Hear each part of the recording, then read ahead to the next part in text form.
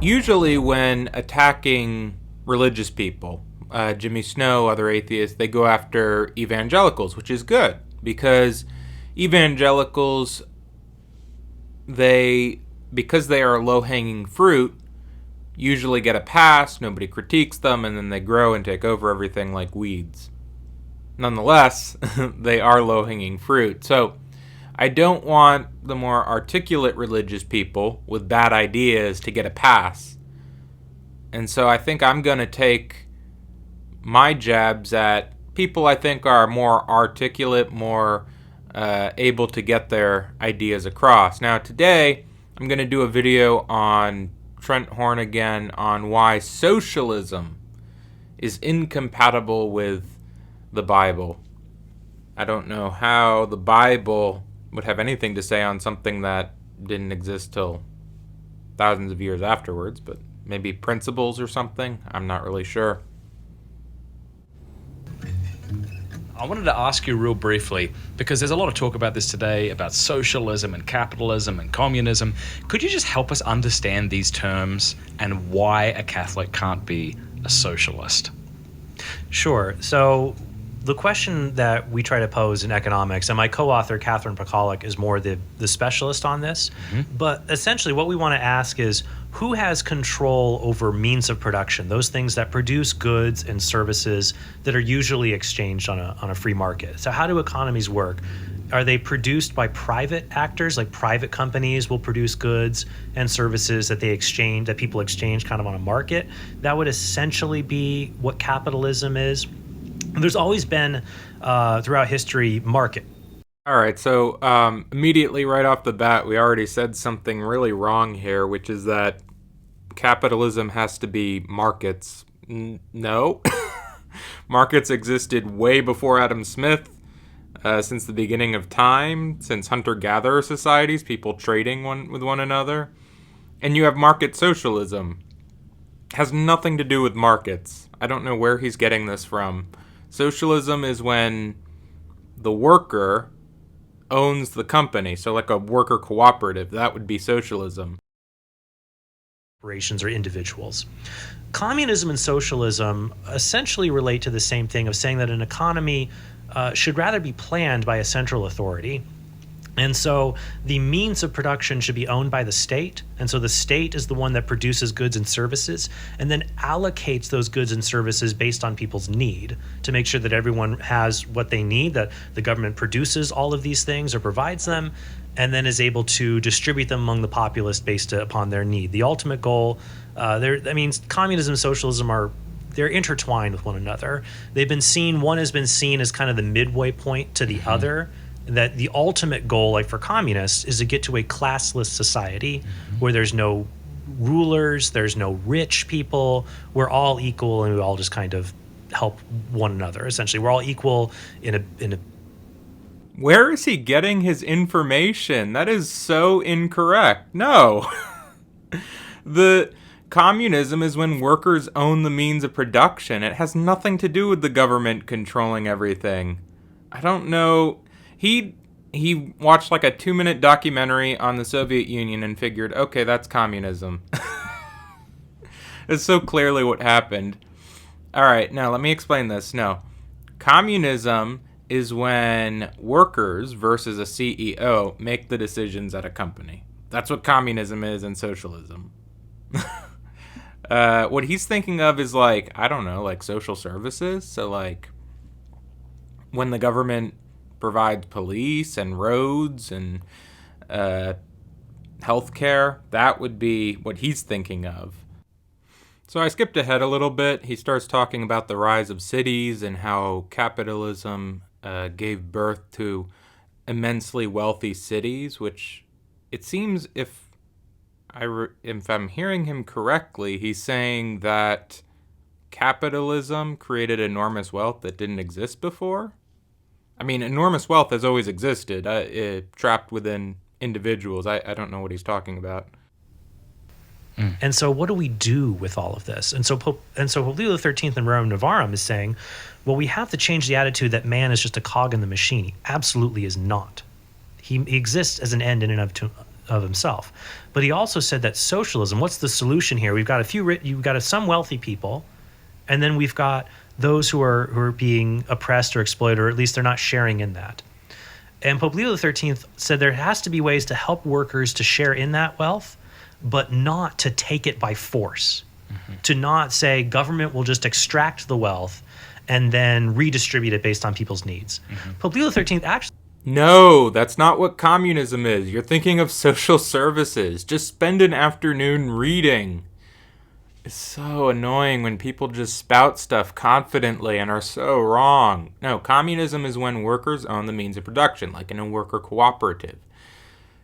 You're thinking of social services, bread and circuses, way before Marx. Marx didn't live during the Roman Empire.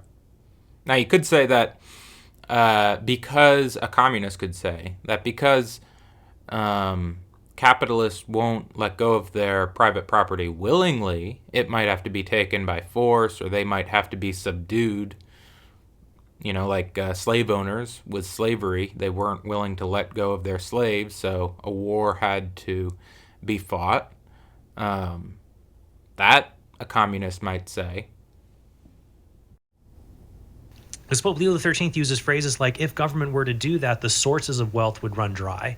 Because imagine if you completely lose all of the revenue you make from a company, why bother putting in the work in the first place if you just lose it? So he says socialism doesn't work. It violates man's right to private property. It violates the rights and duties of families to be able to support themselves. He did say if a family couldn't support itself, society should help and we should care for one another. But he did not. But he said that the community of goods espoused by socialism can't be accepted. And this is reaffirmed in Pope Pius XI, that it violates these basic rights to private property and also to subsidiarity, the Catholic principle that management of organizations, that leadership should be kept at a local level as much as possible. Whereas in socialism, a central authority has to plan things. And what's funny is as the encyclicals progress through the 20th century, history plays more as evidence here. They obviously in the 1890s.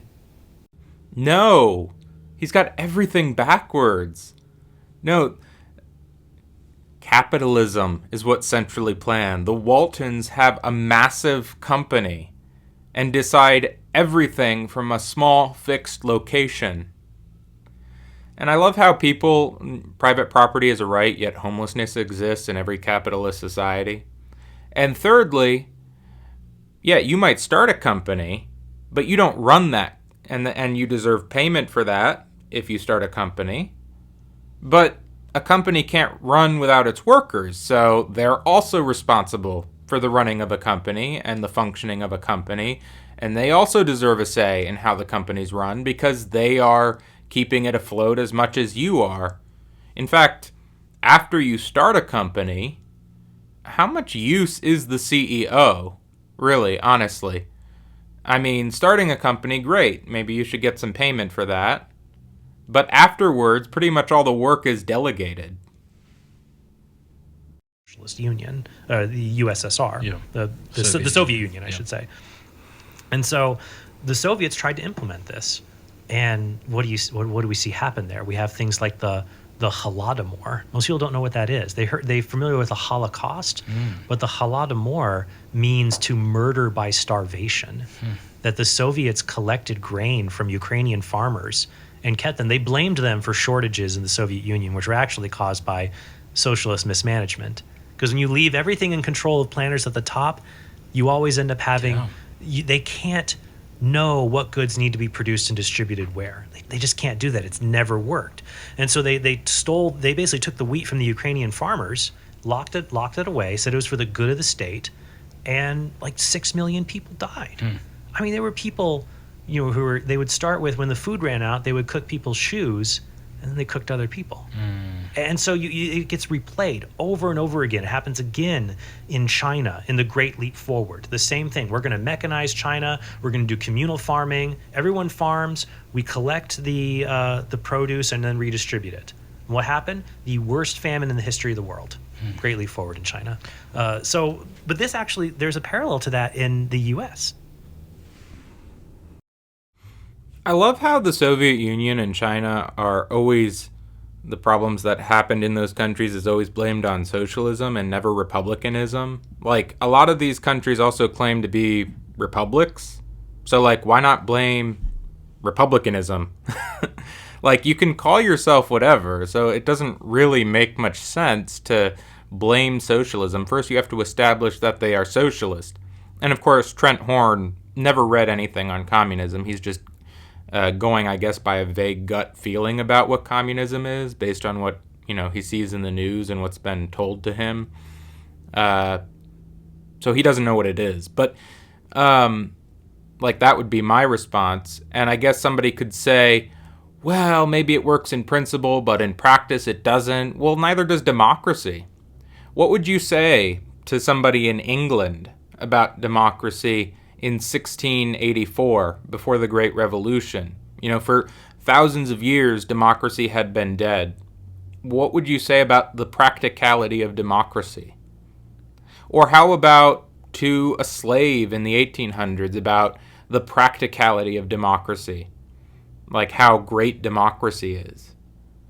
So Trent Horn just doesn't know anything. He's going to become increasingly wrong because his conception of communism is wrong. So everything he says is just going to be increasingly in error. That didn't work. No, it didn't. Because what happens, and this is what happens when you try to communally do these things instead of allowing people to have the right to private property. Sorry, I'm cutting you off, but I remember you saying like a communal restroom. Like, what's cleaner, your bathroom or a bathroom at the local park? Right, because if it's everybody can use it but nobody owns it, then everybody thinks somebody else is going to take care of it.